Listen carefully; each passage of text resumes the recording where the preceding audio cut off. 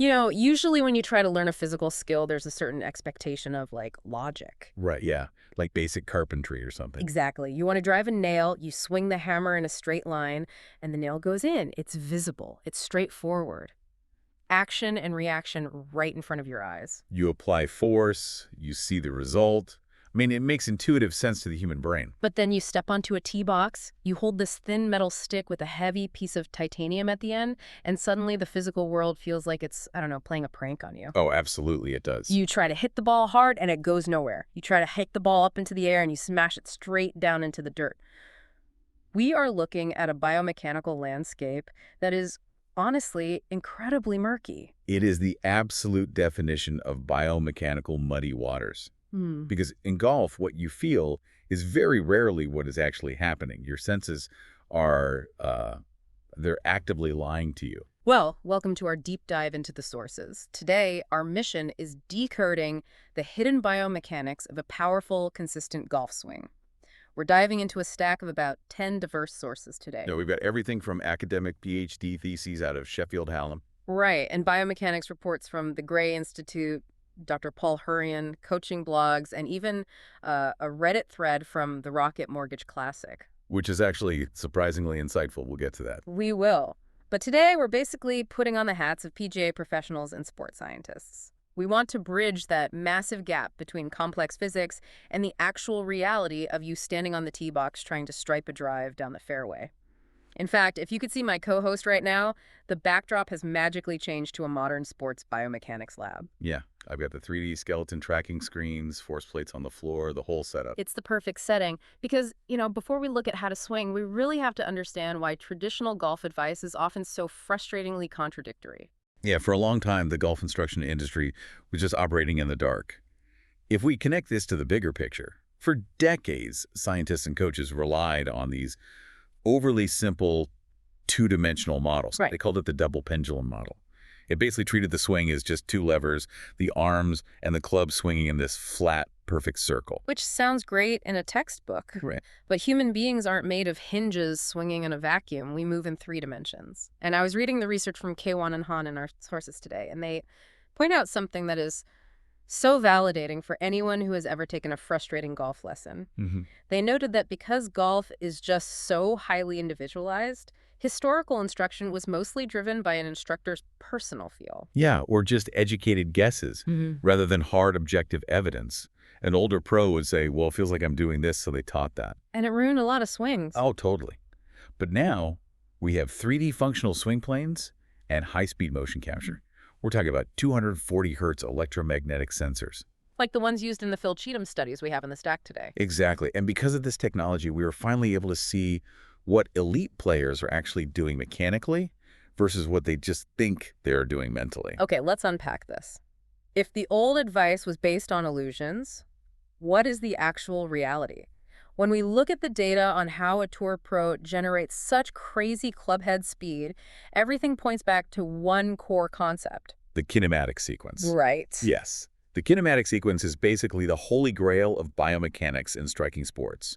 It describes the precise order and the timing of how different body segments accelerate and decelerate during the downswing. Okay, so break that down for us. Sure. The sequence always moves from proximal to distal. So it starts with the pelvis, then the thorax, which is your upper torso, then the lead arm, and finally the club. So it's like a multi-stage rocket. Yeah, exactly. The booster fires, burns out, drops off, and transfers its momentum to the next stage, making that next stage even faster. Or maybe like cracking a bullwhip.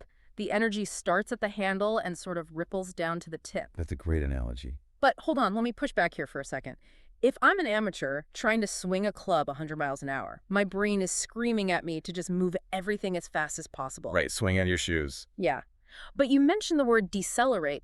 How does slamming the brakes on my body help the club go faster? And that is exactly the counterintuitive trap most amateurs fall into. To answer that, we have to look at Dr. Paul Hurrian's data. Oh, the comparison study. Right, he did this fascinating comparison of 19 amateurs and 19 touring pros. Obviously, the pros accelerate their body segments faster. We'd expect that. Sure. But what's really fascinating here is that pros don't just accelerate faster, they decelerate their pelvis and thorax violently. Wait, so they are actively hitting the brakes in the middle of a 120-mile-per-hour swing? Precisely. Think about your bullwhip analogy from a second ago. If you just wave the handle of a whip forward and keep your hand moving at a constant speed, It's not crack. exactly, just sort of drags along behind you. Right. To make it crack, you have to snap the handle forward and then instantly stop it. That sudden deceleration of the handle is what actively transfers the energy down the leather to the tip. Oh, wow. That makes perfect sense. The energy has to go somewhere. Right. So in an elite golf swing, the pros accelerate their pelvis, reach a peak speed, and then rapidly brake. That deceleration forces the energy up into the thorax. Okay. Then the thorax peaks, violently decelerates, firing the energy into the arms. The arm peaks, decelerates, and whips the club head through the ball. And the amateurs? Amateurs, according to the data, are terrible at decelerating. Their lower body just sort of spins out loosely. So the energy never transfers up the chain. Exactly. It just leaks out. That's brilliant. But there's a massive nuance to this in the Sheffield Hallam University PhD thesis we reviewed. Because they argue that just looking at the rotational speed of those body parts isn't the whole story. No, it's a crucial distinction.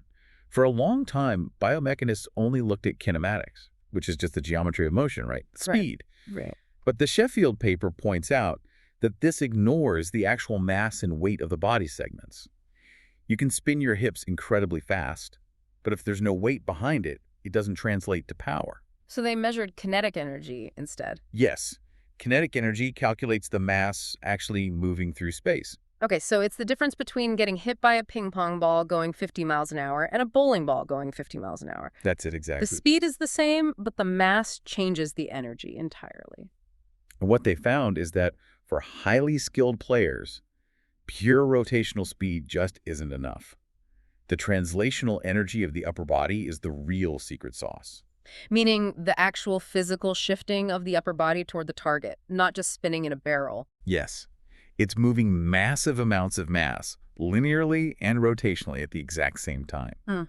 That combination creates those massive kinetic energy spikes we see in elite players. Okay, so the pros are violently breaking their hips to snap the whip, and they are shifting their mass toward the target. Right. But to hit the brakes that hard and to shift that kind of weight, they have to be anchored to something. You can't snap a whip if you're floating in zero gravity. Which brings us to the ground.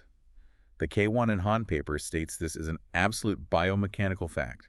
Ground reaction force, or GRF, is the sole source of angular momentum for the golfer and club system. The sole source. Yes, you cannot rotate your body powerfully unless you are pushing aggressively against the earth. Now, here's where it gets really interesting. And frankly, where I think the data sort of breaks the brain of the average golfer. Oh, for sure. In the Swing Catalyst data, they analyzed the downswing transition of PGA Tour player Kevin Streelman. They show that right at the transition from the backswing to the downswing, there is a massive spike of pressure on his trail foot, his right foot. Oh. But most of his physical body mass is actually shifting over his lead foot, his left foot. Can you explain how someone pushes down on their right foot while their body is moving left? It sounds like a total paradox, but it's the most critical distinction in golf biomechanics. Yeah. Separating mass from pressure. Okay, break that down for us. So, mass is the physical location of your body. It's where your center of gravity is hovering in space. Right. Pressure, on the other hand, is the invisible force your muscles are actively pushing down into the floor. If you are standing perfectly still in your kitchen, your pressure and your mass are in the exact same place. Because gravity is just pulling my mass straight down. Exactly. But golf is a dynamic athletic movement. As Kevin Streelman finishes his backswing, his body mass is already drifting left toward the target. That sets up that translational energy we just talked about. Right. But to initiate that violent rotation of the pelvis, he actively fires his muscles and stomps down into his trail foot. So he's exerting massive pressure into the right foot. Pushing off the ground to create torque, yes.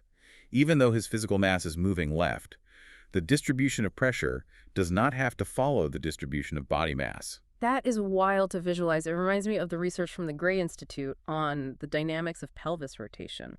They have this concept of the shifting functional axis. Yes.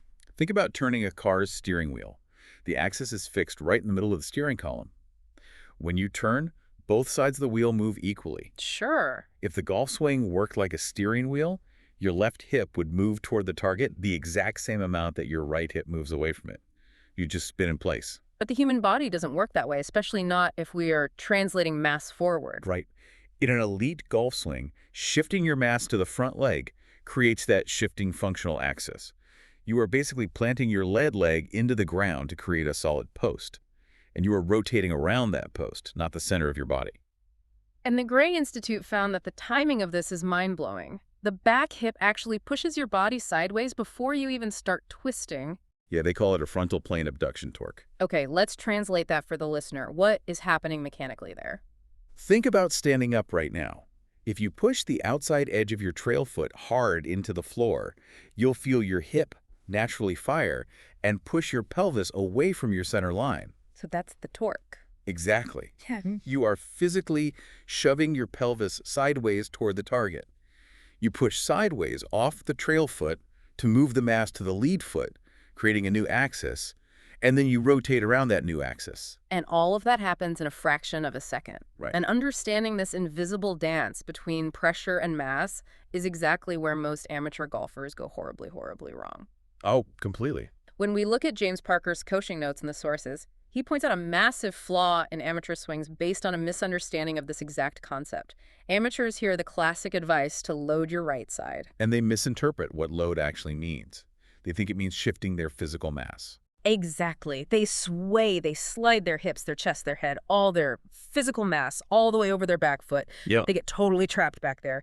And because the downswing takes maybe a quarter of a second, they don't have the time or the raw athleticism to shift all that mass all the way forward again before the club hits the ball. Because swaying is a lateral slide of your body weight. Uh-huh. True loading is a pressure spike into the ground. If you sway your mass backward, you destroy the ability to use ground reaction forces effectively. That's the first massive mistake. And the second one, which we see clearly in the Phil Cheatham data, is casting. Right. Casting is when a player unhinges their wrists way too early, right from the top of the downswing. It's like the ultimate kinematic sequence killer. Exactly. Remember the sequence: pelvis, thorax, arm, club. In Cheatham's 3D data graphs of high handicap players, you see the curve for the club's rotational speed jumping up way too early. The club speed curve physically crosses the arm speed curve right after the top of the backswing. Why does that happen mechanically? Like, why are they throwing the club head at the ball so early? Well, because of what we just talked about. They didn't shift their mass correctly, they didn't push into the ground to create torque, and they didn't decelerate their body parts. So there's no energy. Right. Because the body isn't generating or transferring energy, the brain panics. It knows it has to hit the ball somehow, so the only option left is to use the hands and wrists to manually throw the club head at the ball. So they just dump all their stored energy at the top of the swing. Instead of letting the sequence deliver it at the exact moment of impact. Man. So if swaying your mass backward and casting the club early are the diseases caused by poor biomechanics, what does the cure actually look like in practice? Well, it looks very different from what you might expect. Right. I actually found a fascinating real-world observation in our sources about this. There was a Reddit thread on our golf swing during the Rocket Mortgage Classic. Oh yeah, this is great. Yeah. A user was watching pro Josh Teeter hit a driver on the 14th hole, and they noticed something that totally breaks traditional amateur rules. Teeter set up with his weight visibly forward. He bumped his hips left toward the target at address, even with a driver. And the comments were so confused because amateurs are always taught to lean back with the driver to hit up on the ball. And this is where we have to validate that observant Reddit user, because they spotted the exact truth that the 3D data confirms. We can look at the data James Parker provides on the stack and tilt mechanics model. Okay. When you look at the ideal distribution of a pro's body mass throughout the swing, it is staggering. I saw those numbers and they completely broke my brain. It looks like they are putting almost all their weight on the front foot before they even hit the ball. Walk us through how that actually works without them just falling over. Okay, so at setup, your mass should actually be about 55% over your lead foot. Starting forward. Right. At the top of the backswing, when most amateurs feel like they should be fully loaded on their back foot, a pro is actually 60% over the lead foot. Wow. Halfway down the downswing, it's 70% over the lead foot. And at impact, a massive 90% of your body mass is over your lead foot. 90% on the lead foot at impact. If I do that, I feel like I'm going to just reverse pivot, chop straight down on the ball, and fall on my face. How does a 90% forward mass distribution actually produce a good strike? Because you are still creating rotational space. When that mass shifts 90% to the lead foot, remember that the pro is simultaneously stomping massive pressure down into that lead leg. Ah, right. Pressure. Yes, that pressure into the ground pushes the lead hip back and out of the way. It clears the pelvis. So even though your mass is forward, you've rotated so efficiently around that solid front post that there's plenty of room for the arms and club to whip through.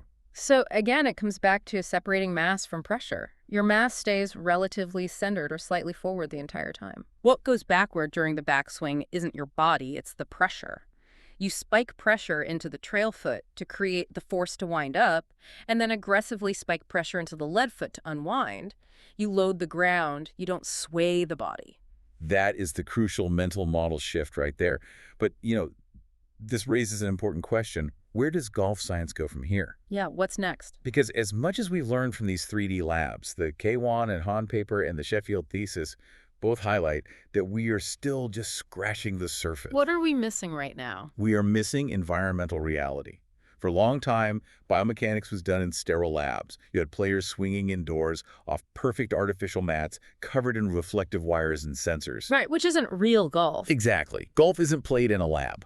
The future of golf science is moving toward field-based, holistic research. We need markerless motion capture, like the on-form system mentioned in the sources, that can analyze a player out on real grass. Right, dealing with wind, uneven lies, slope, and actual tournament adrenaline. Yes. And we have to account for different structural styles.